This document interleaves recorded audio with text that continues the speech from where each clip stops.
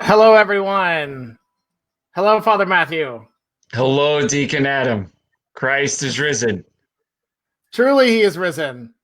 Indeed, he is risen. He's risen indeed. He's truly risen. All of them. I like all of them. Is that I, is that okay? I have a catechumen from Texas who told me he done did. Yeah, basically. Okay. This is where you take charge with prayer. Hey, Deacon Adam, we should start with the prayer today. I beat you to it. But okay. All right. In the name of the Father, and of the Son, and of the Holy Spirit. Amen. Christ is risen from the dead, trampling down death by death, and upon those in the tombs bestowing life. O Christ, our God, you came among your disciples and gave them peace. So also come among us and give us peace.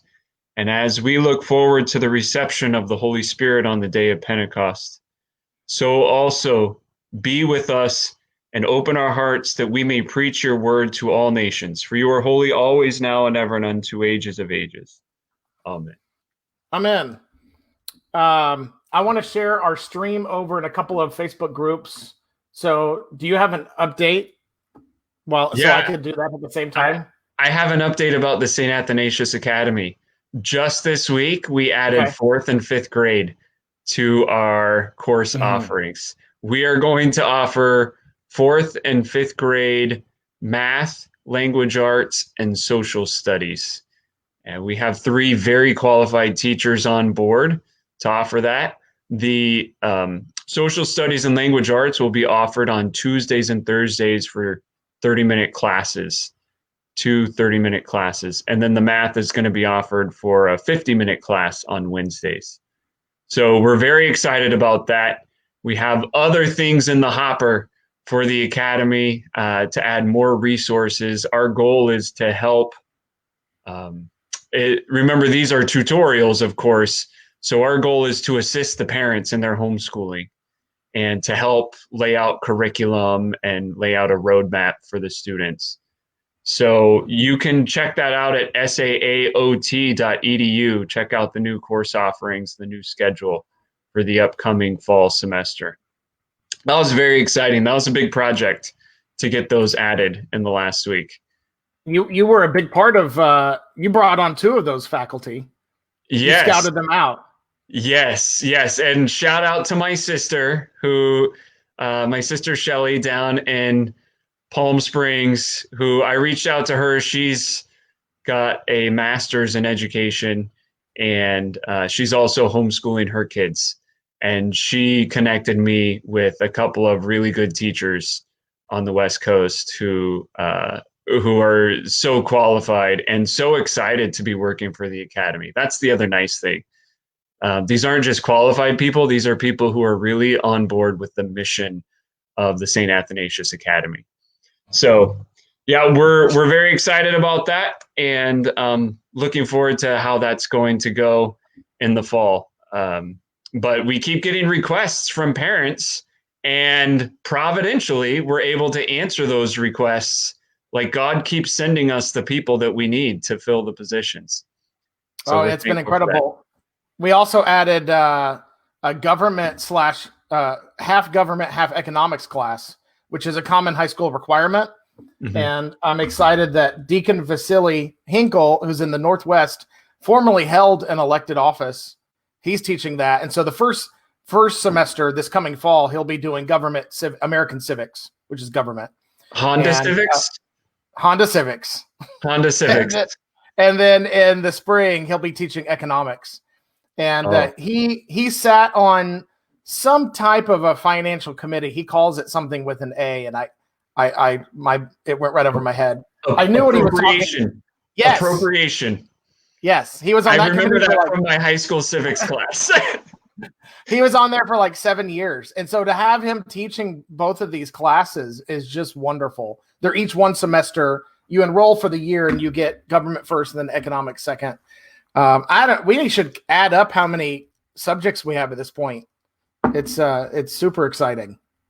We should get our new math teacher to do that. We should. Okay.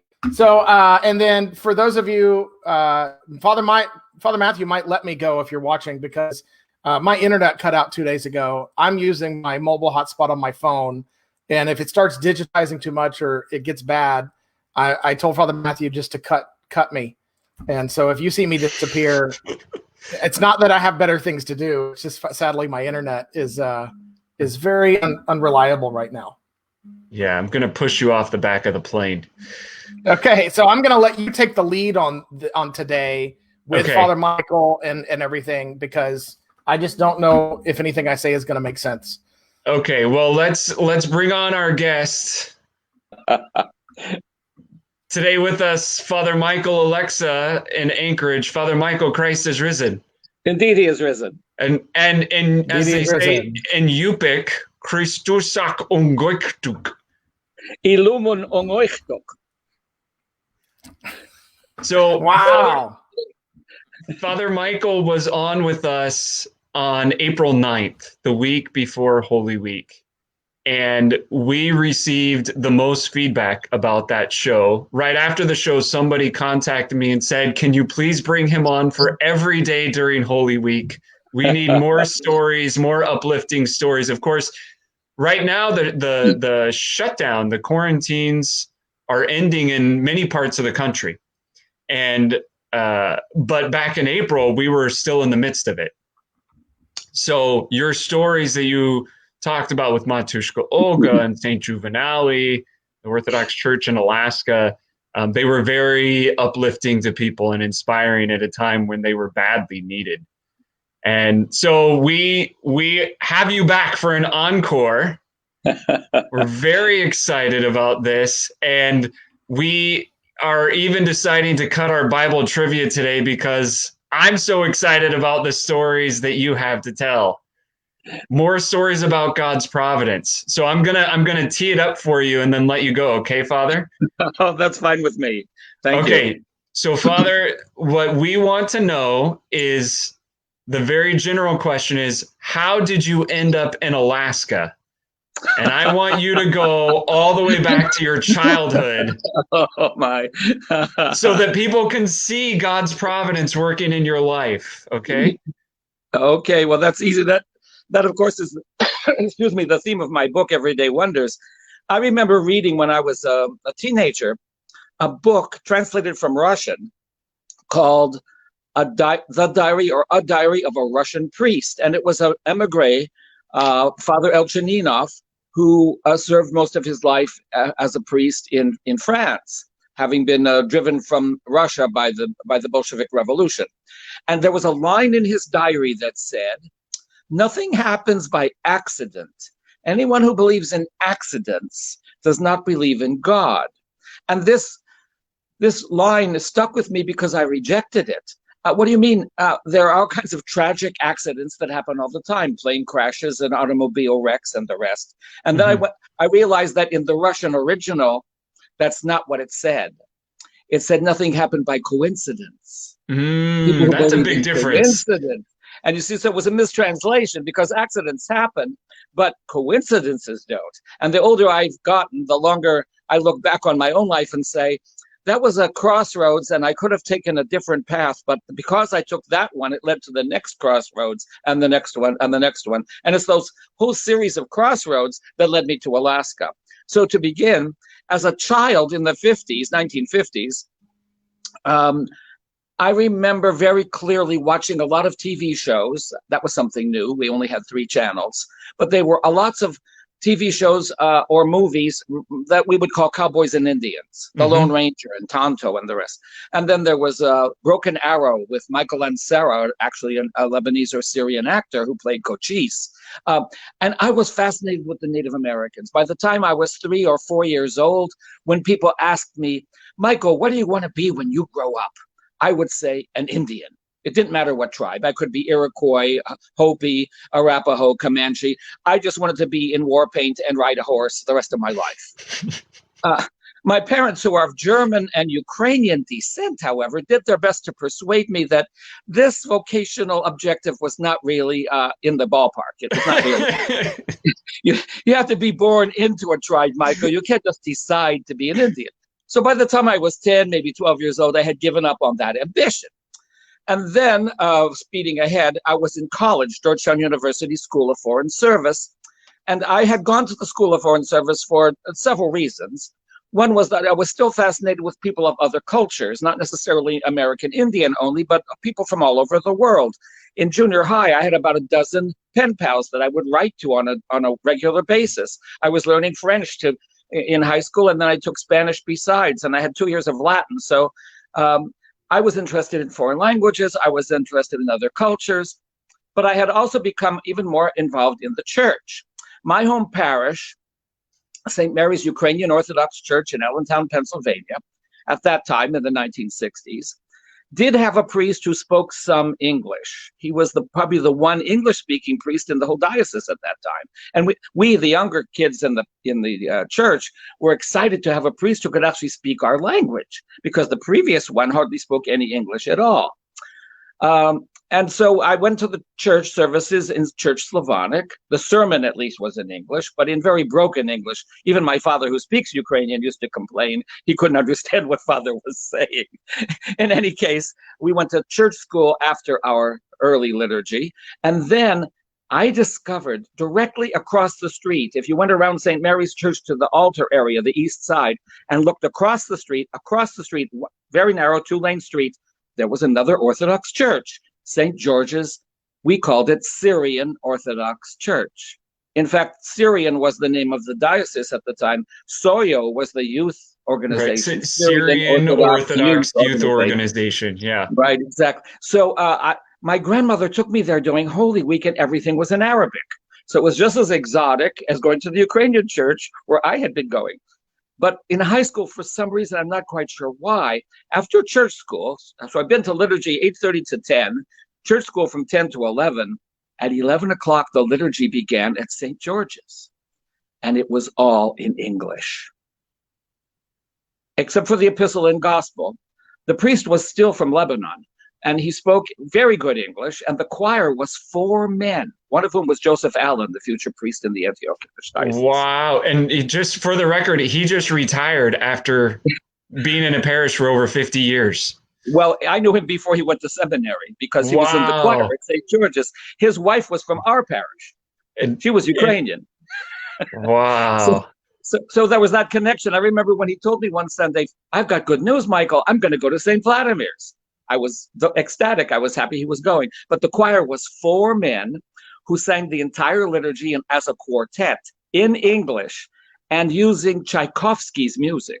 Well, at the Syrian church. At the Syrian church. But you see, they were progressive. They were in English long before any of the other parishes. Yeah. We heard Arabic at the Epistle and Gospel, and of course at the coffee hour afterwards, where the food was just spectacular. So I was being drawn to the Syrian Orthodox Church before I went to college. By the way, Father, if I can interrupt you for a minute, that parish, St. George in Allentown, was founded by St. Raphael. Yeah, yes. And up the road, people from my grandmother's village, my grandfather's village, their parish was founded in Catasauqua by St. Tikhon. Yeah. About the same time. About the same time, yeah. About the same time. They probably met each other in Allentown. I'm not sure about that, but it's a good possibility, because Tikhon was Raphael's archbishop at the time. You're right. In any case, so that was my involvement. I was already fascinated, exposed to the Arabic language at the church, and the Antiochian archdiocese, then the Syrian church, as we called it, were the most progressive. They were using English. They had a Soyo convention in Allentown, where Father Alexander Schmemann was invited.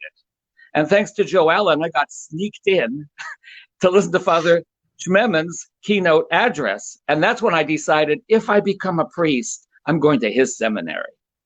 But I was at this crossroads. Am I going into the Foreign Service, School of Foreign Service, Georgetown University was where I was enrolled, or am I going to go to seminary? And so I opted for the State Department and Foreign Service, because it was less controversial in my family.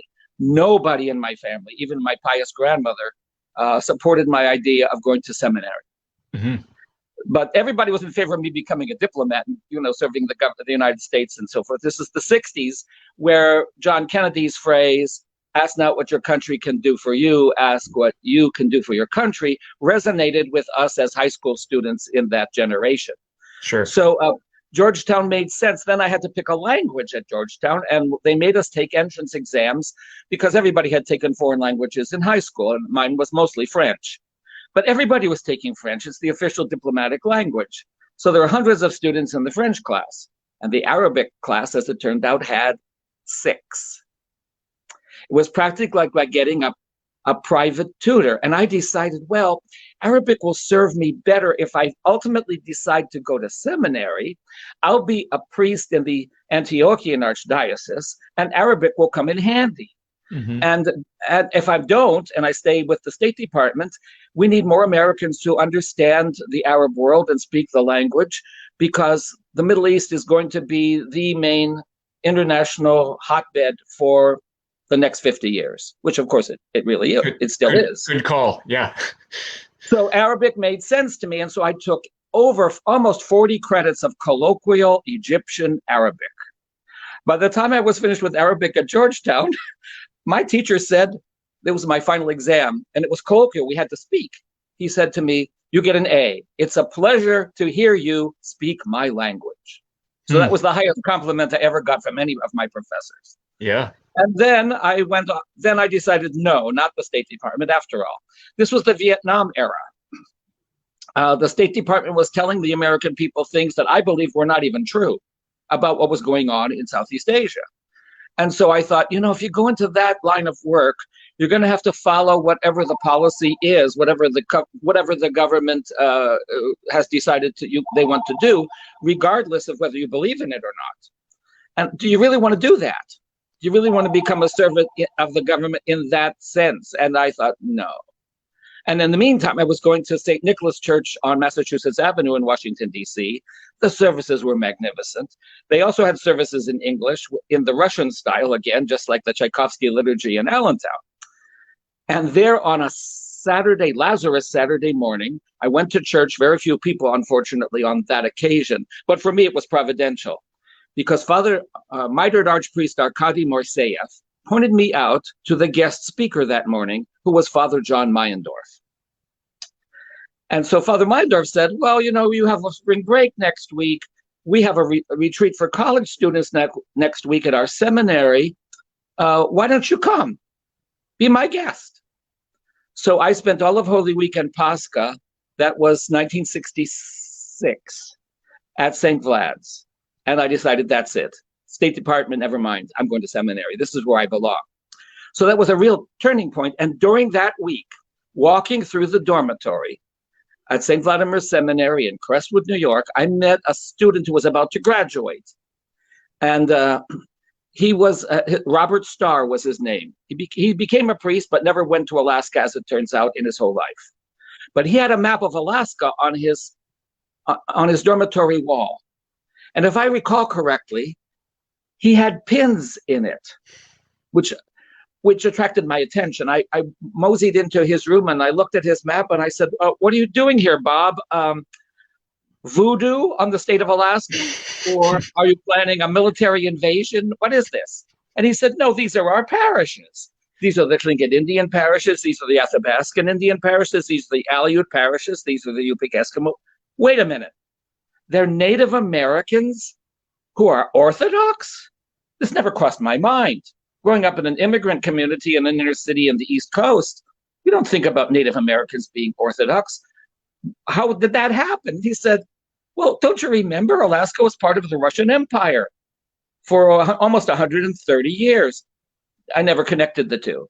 Mm-hmm. You mean they're Native Americans to this day who are Orthodox? Now, this goes back to my childhood fascination, of course. This I got to see. Native Americans or Orthodox Christians. And so I resolved right then, my first encounter at St. Vlad's, someday, God willing, I'm going to go to Alaska. Skipping ahead, I graduated School of Foreign Service, Georgetown University, class of 1969. That fall, I went to St. Vlad's. I enrolled. I had no money. I washed dishes in 3 different restaurants that summer. I had enough cash to pay for 1 semester tuition, room, and board. By January, they're going to kick me out because I don't have any money to pay for anything. So I worked really hard and tried to distinguish myself as one of their best students, so that rather than being expelled for lack of funds in the spring semester, they would say, "No, he's too good. We can't lose him. Let's give him a scholarship." That was my strategy. It's a good plan. Well, it sort of worked because they did put me on a work-study program, and then my godfather, my uncle, John Solon from Allentown, dentist, came to visit me on the feast of the Presentation of the Lord, February of that year. That was by now 1967, and he fell in love with St. Vladimir Seminary. He went downstairs and paid my expenses for that semester and all the successive semesters. My uncle basically put me through seminary, and that was due to just the language, the liturgy being in English, and the choir being so wonderful, which I had experienced already across the street at St. George's. But my uncle never had this experience until he came to the seminary.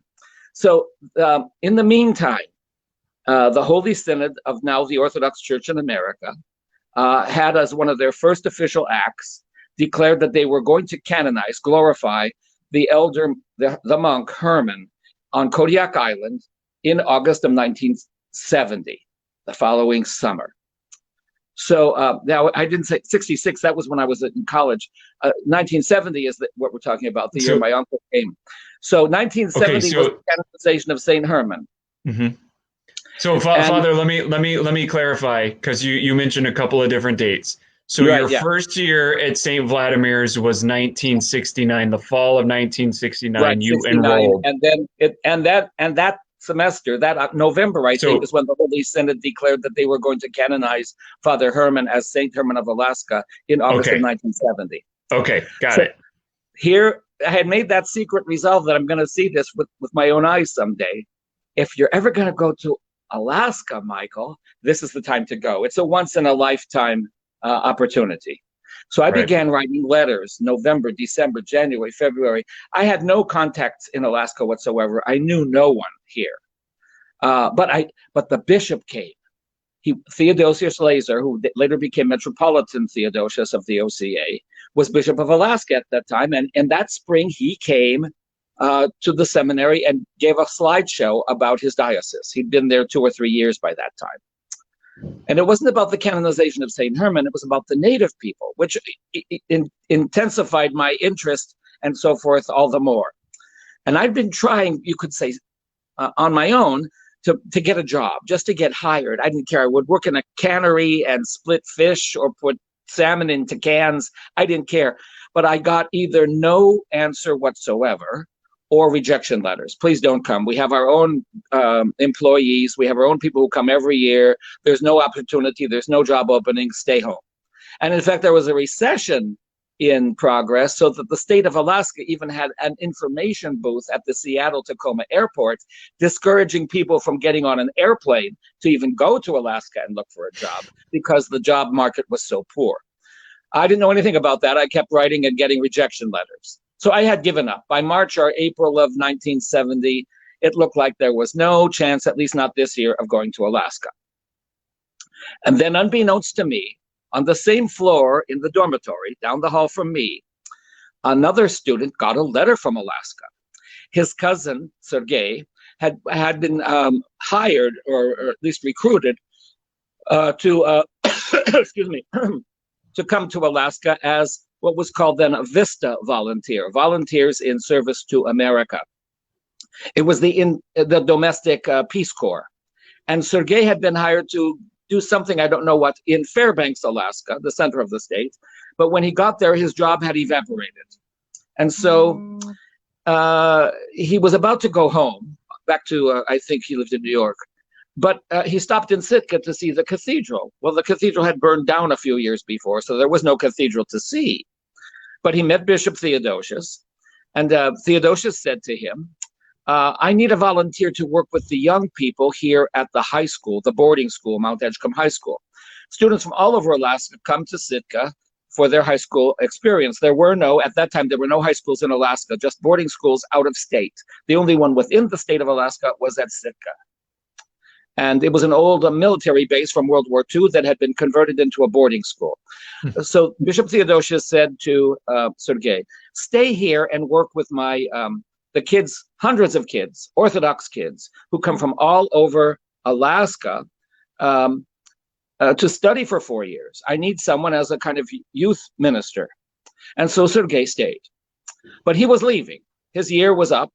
And he wrote to his cousin George, who was the seminarian down the hall from me, I have to leave, but why don't you come and take my place? And there's this village, Old Harbor, Alaska, on Kodiak Island. They're asking for a priest, and our bishop has written back to them and said, I can't send you a priest. You have no home for a priest. Where's he going to live if I send you a priest? They fixed up an older house in the village that had survived the 1964 earthquake and wrote back to Sitka and said, Your Grace, please send us a priest. We have a house. The bishop wrote back, how can I send you a priest? You have no salary. What's he going to live on? So at the end of the fishing season, they took a collection and they put money in the bank. We have a priest. We want a priest because we have a house now and we have a salary. Please send us a priest. The bishop wrote back, well, frankly, I have to come clean. I don't have anybody I can send to you. So they didn't take no for an answer. They sent a letter to Sitka and said, okay, send us a seminarian. The bishop said, I've been out of seminary too long. I don't know anybody who's currently enrolled. Sergei, do you know someone? He said, yeah, my cousin George. And so George got the letter down the hall from me, inviting him to go to Old Harbor, the oldest parish in the Western Hemisphere, Three Hierarchs Church. For the summer, at least. Come at least for the summer and see if you'll like it. Well, George was born and raised in New York City, or at least near there. And I had a roommate at Georgetown who was like this. There are New Yorkers who believe that the city, and that's what they call it, is New York.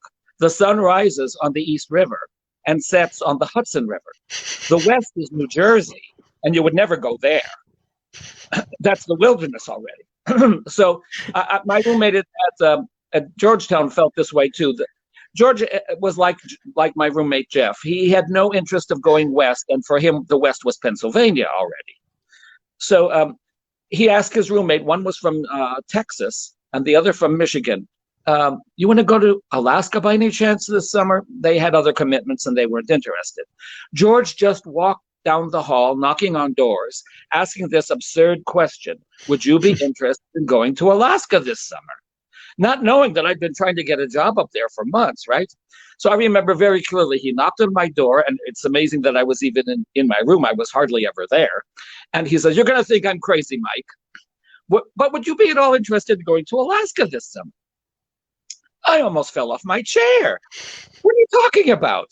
And he said, well, there's this village, and there are black and white pictures of the village, the church. I wrote, and that same month, Bishop Theodosius came to show that slideshow. And I went to him. He knew all about the letter. He just didn't know who got it. I'm the one who finally wound up with the letter. Do I have your blessing to go? And he talked with the seminary faculty. You know, is this guy kind of legit? Is he a decent student? Is he at all pious? Whatever his concerns were. And they gave me the clearance. And 2 weeks later, I was in Kodiak. Wow. I flew on Western Airlines, one of the many defunct airlines of that era, directly to Kodiak. I didn't see the rest of Alaska for years. I flew from Seattle to Kodiak, and then they put me on a remarkable flying machine called a Grumman Goose. Unbeknownst to me, as I boarded on the Kodiak runway, it sped down the runway and went right off the end into the Pacific Ocean. Oh my goodness. With something of a splash, to say the least. But it was intentional. The Grumman Goose is amphibious. And then it turned on one engine and the other, propellers threw a good deal of water against both sides of the plane. It felt more like a submarine, actually, than an airplane. And then it tried mightily to gain altitude. It seemed like it never could. It was speeding along the water like a speedboat rather than a plane, and finally gained some elevation. We flew over 50 or 60 miles of some of the most beautiful land I'd seen. It reminded me, in fact, of northern Greece, where I had visited Mount Athos 2 years before. I thought, wow, there's a part of America that looks like the Holy Mountain. I was already enchanted by the landscape. And then the plane belly flopped on the ocean and kind of waddled ashore and threw me out the side door. Welcome to Alaska. I was already in love with the place. It was just this fantastic adventure. And that's why I made a commitment after that summer. I was blessed to be at the services of canonization for St. Herman of Alaska, August 7th, 8th, and 9th in 1970. And then I wanted to come back. I came back to St. Vladimir's rather, with hundreds of slides. You know, it's probably something, the technology has disappeared, but color transparencies that you put into a machine, and with a clicker, you showed a succession of still colored photographs. Okay, so Father, I know what a slide is, and I had a teacher in high school, an art teacher who used slides. My kids have no idea. We'll look it up on Google. That's right. So I came home with this slideshow of about 100 slides, and I borrowed some of Father John Narabecki's slides from Paramus, New Jersey. I even visited Father Joseph Allen's parish in Bergenfield, Pennsylvania during that time. Oh, that was Father Michael Irvin's parish, who also then came to Alaska and became chancellor of the diocese. Oh, wow. Some years before me. He was an Antiochian priest who was in New Jersey at that time, and then became chancellor of the Diocese of Alaska. So there was already a connection, a symbiotic relationship between the Antiochian Archdiocese and the Diocese of Alaska. Sure. And then I was invited simply. I didn't advertise at all, but word got out that this seminarian who had been at the canonization had pictures of Alaska and pictures of the services and so forth, and could tell a story or two, right? So I got invited to probably several dozen parishes. Every weekend I was at a different parish in New Jersey, Pennsylvania, New York, Connecticut, as far west as Michigan. And I show my slides of what happened in Kodiak, the life of St. Herman, which people were very eager to learn about. The miracle of Old Harbor. The village was destroyed by the 1964 tidal wave, but the one building that remained was the church. Mm-hmm. And after the village was destroyed, no houses left. They debated whether to return to the same site. And the people of the village said, God saved our church. He wants us back there. Mm-hmm. And that determined the fate of that village, the village that then rebuilt and looked for a seminarian who turned out to be me. Mm. So I was giving these slideshows spontaneously everywhere I went. There would be a proposal to take a collection and send some financial support to the Diocese of Alaska. And so on the average, several hundred, sometimes $1,000 every Sunday. And this went on for 20 or more Sundays. So it was thousands of dollars. Every Monday, I'd be going to the post office and getting a money order and cashing in the cash for a money order to send to Sitka. And the money kept building up in Sitka, and they weren't expecting any of this. And right. I wasn't actually out raising the money. It was, like I said, a spontaneous response to the slideshows. So the following summer, they said, well, we got all this money. Let's bring Oleksa back.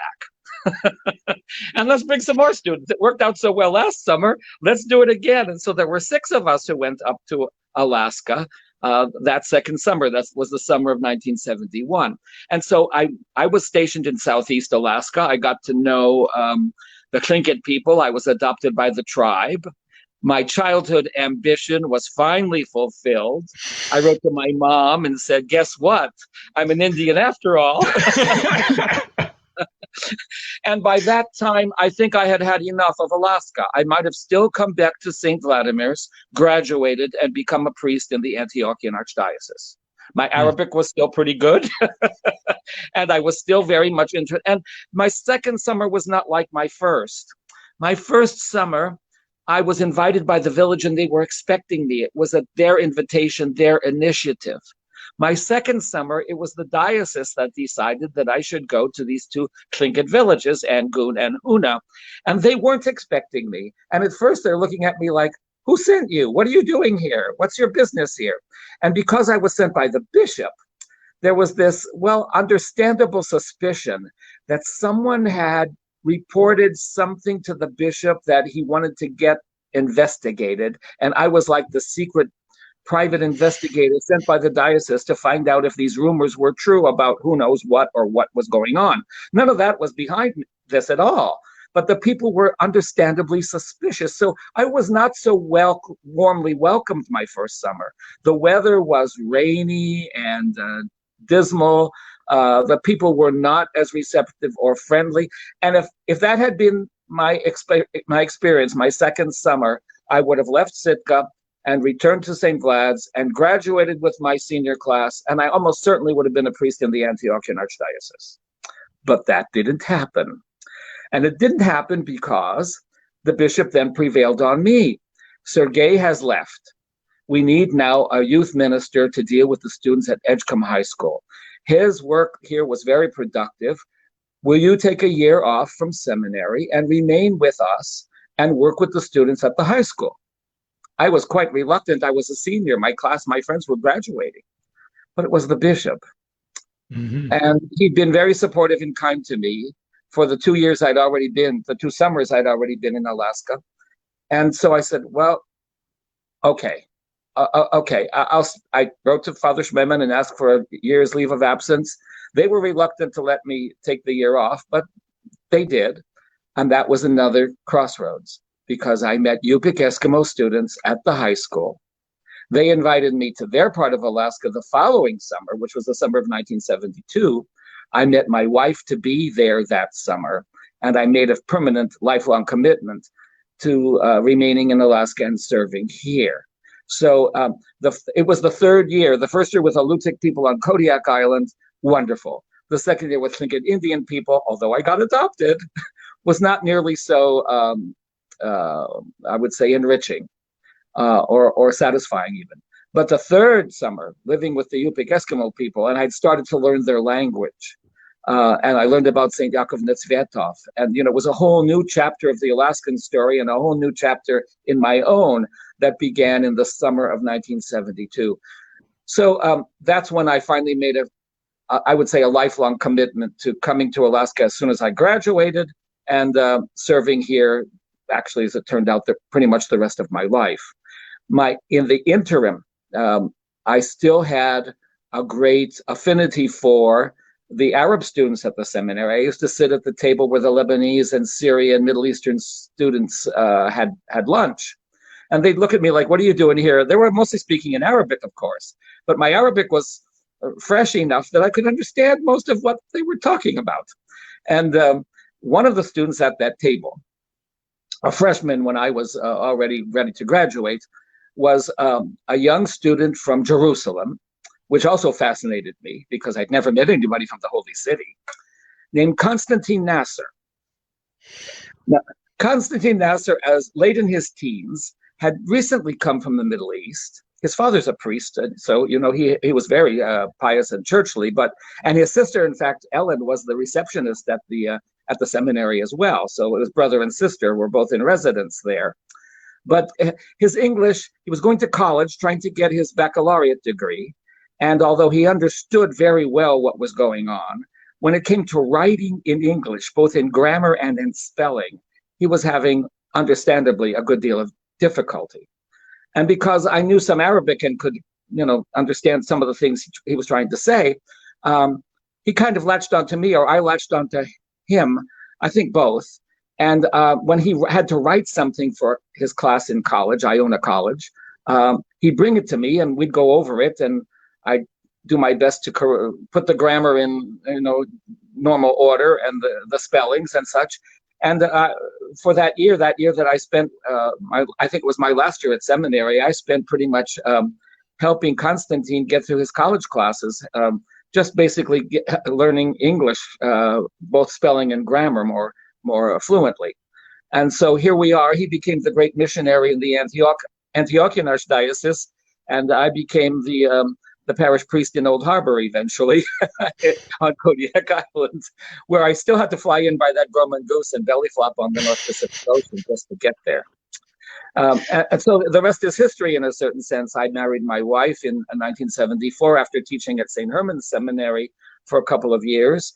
And I've been in 12 different parishes, some of them Yupik Eskimo. And I used to teach Yupik colloquial, not Egyptian, but colloquial Yupik Eskimo at the local community college and then at the university. It was because I knew Arabic in a certain sense, because High school gave me Latin, French, and Spanish, Romance languages, but Arabic put me into a completely different language family. Mm-hmm.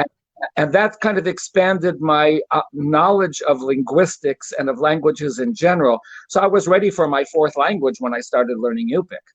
And even some of the sounds in Yupik, there's a glottal stop in Yupik like we have in Arabic. Il-masik qam, the qa sound, qa, is a Yupik sound too. We have it in Yupik.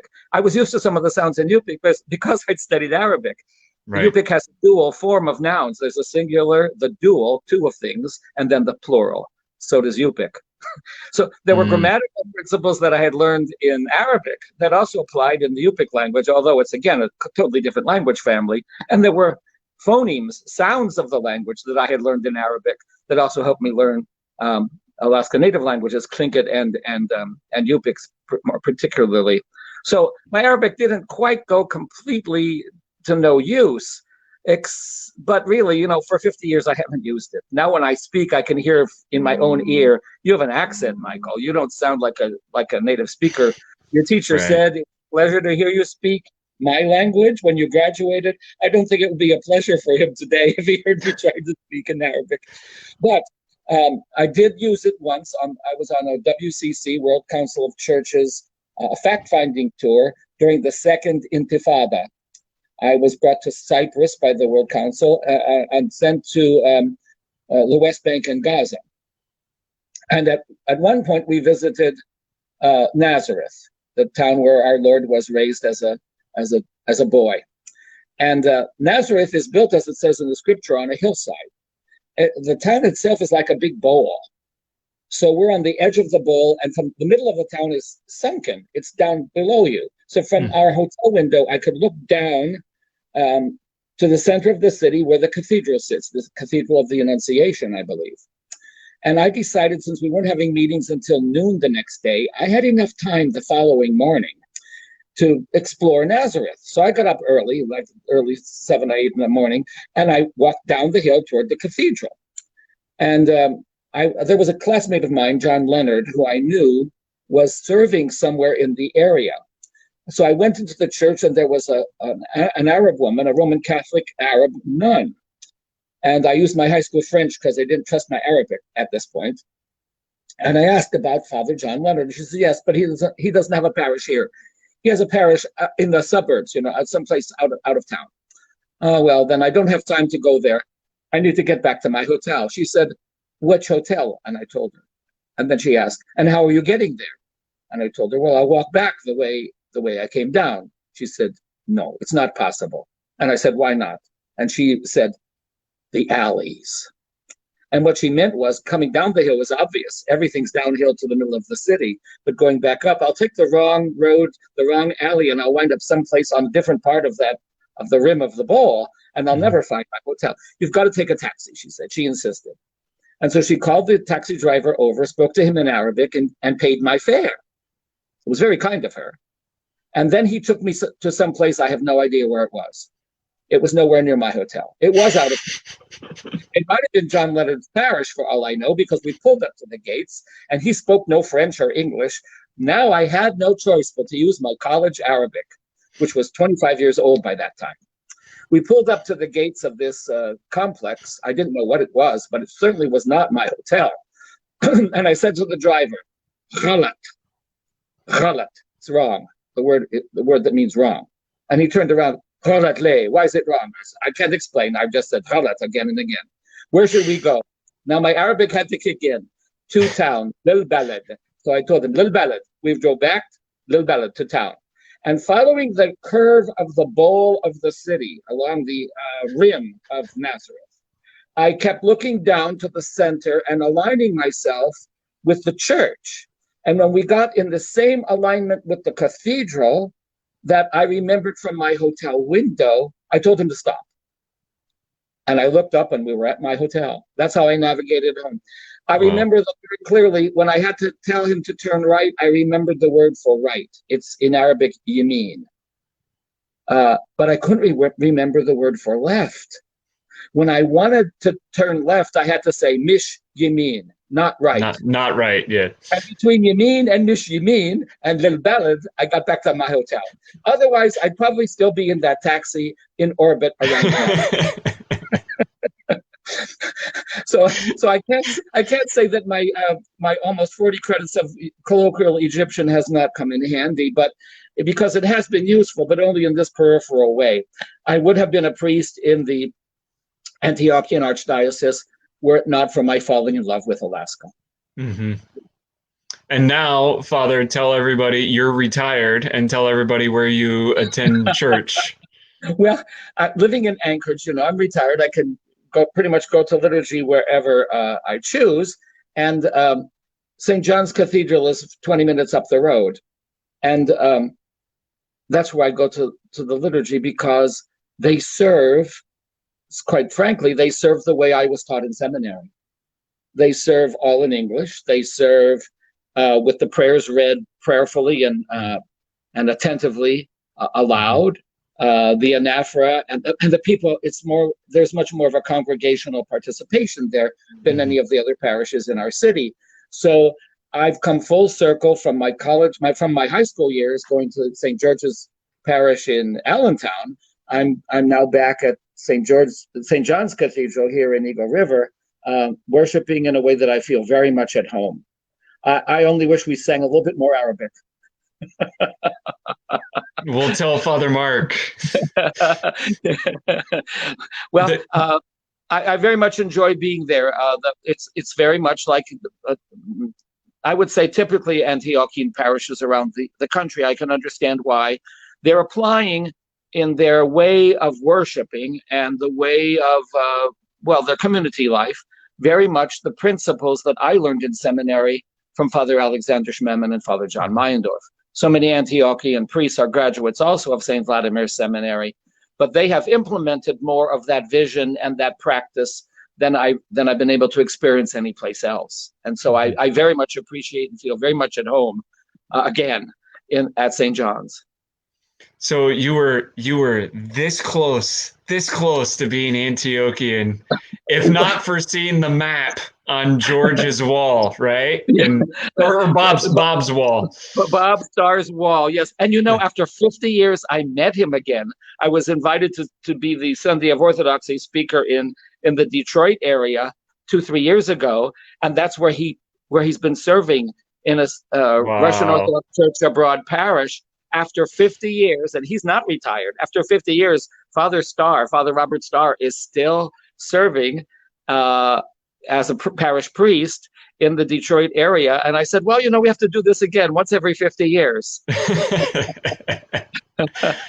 Wow, that is just a wonderful story. Again, so many opportunities where your life could have taken a very different path, and seeing how God nudged you further and further into Alaska and kept you here little by little. And of course, the final piece of it was meeting your wife.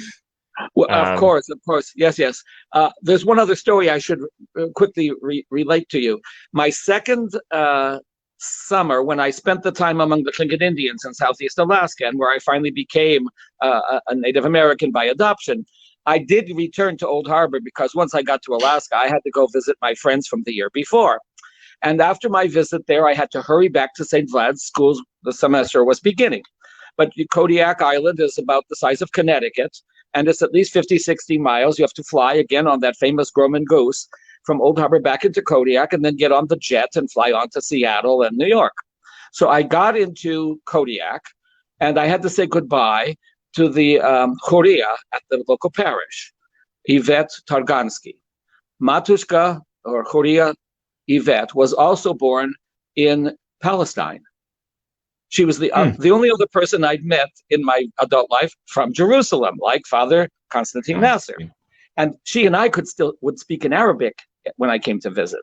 Her husband, who spoke Russian, had many guests who spoke Russian, and she couldn't understand what they were saying. So this was almost like payback. Now I have a visitor friend who can speak my language, and I remember him saying, "Speak English, I can't understand you." She said, "You get to speak Russian with your friends. I get to speak Arabic with mine." So I had to say goodbye to her. So I went up to the house, and her house was painted like a zebra. It was two different kinds of green, dark green and light green. And it had been, it was in the process of being painted. But the painters, who turned out to be Sergei again, the same guy who was the Vista volunteer, whose cousin George gave me the same Sergei was in that group of 6 seminarians who had come up that summer, and they had been hired to paint the rectory. But Sergei got a telegram or a phone call that one of his close relatives was getting married the following Sunday. And they dropped everything, jumped on the next plane, and flew back east, leaving the rectory painted, as I said, like a zebra. So I went in to say goodbye to Matushka Yvette, and she said, Michael, at least finish painting the front of my house. The house looks so ridiculous now. And I said, it's a sunny day in Kodiak. We might not have another sunny day for a week or two. It has to be done now. I said, but my plane is leaving in an hour. Never mind. You can take the next plane. Please. I couldn't turn her down. So I ran outside, raised the ladders, and finished painting the house. It took me several hours. And then I realized I was supposed to be on the plane that had already left. The bishop would be going to the Sitka airport to meet me, and I wouldn't be on the plane. And I had neglected to call. So I asked her, long distance in those days was a little bit expensive. So I had to ask permission. Can I use your phone and call? Of course, of course. So I called. It was several hours after I was supposed to have left Kodiak. And there was no answer. Oh, my heart sank. The bishop went all the way to the airport to meet me, and he's not going to know what happened. And I should have called and warned him ahead of time. So I called again and called again. Finally, after about 45 minutes, an hour, I called and the bishop answered. Hello, Your Grace. I'm terribly sorry. Wait a minute, Michael, is that you? Yes. Oh, thank God. Thank God. Why? I'm still in Kodiak. Oh, thank God. Why? Well, I went to the airport to meet you. Yes, I know. I'm terribly sorry I caused you that inconvenience. No. The plane you were supposed to be on, it crashed into the mountain near Juneau. Oh, my goodness. There are no survivors. So had I not painted the house, had I insisted on my own itinerary and agenda, I wouldn't be here. And so when Father Targansky, Matushka Yvette's husband, died several years ago at the memorial feast after the funeral, she said, I want you, Michael, to tell everybody here how I saved your life. Yeah. Wow. It was literally true. Because if I had insisted, no, I've got to get back to New York and I have my reservations made, I would have been on the plane that crashed. It's the only crash in the history of Alaska Airlines in the territory of Alaska. And I would have been on that flight. That was the flight I was booked for. And the bishop was there in Sitka saying, I was wondering how I'm going to contact your parents to give them the tragic news that died in this crash. And now you call. Nothing happens by coincidence. It seems like that's a case where Saint Herman was looking out for you too. I'm convinced of that. Saint Herman and Matushka Yvette, another Arab connection from Jerusalem. Wow, Father, that is amazing. That is amazing. I would love to just continue to ask you more and more questions, but I'm afraid we're going to have to reschedule you for another encore. We'll bring you on another time. I know there are more stories, but that's just phenomenal. More stories. Yes, more stories, especially from Alaska, America's Holy Land. I'll be delighted to share them with you any opportunity I get. Okay. All right. Well, thank you so much for joining us. We have a comment already. Thank you for these amazing stories. And I know that Deacon Adam is he says thank you as well. He's not on screen, but he says thank you very much for coming on and sharing with us. We love hearing not only your stories, but we love being edified by the encouragement that God is really watching out for us. And once again, your stories have reminded us that our whole life is in his hands. Absolutely true. And there are two other secondary ramifications of my story. When a bishop asks you to do something, as Bishop Theodosius asked me to stay in Alaska, or when a matushka asks you to paint a house. That's very specific. That's very specific. Most people will agree with the bishop thing, and now as soon as a matushka asks them to paint a house, they'll know that their life is on the line. That's right. Shukran, Awi. Thank you very much. Oh, thank you, Father. Can you close us with a prayer? Certainly. I'll say the chopar for Pascha in Yupik for you. Thank you.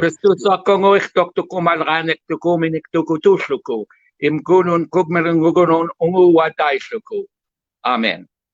Amen. Amen. Christ is risen. Indeed, he is risen. Until next time.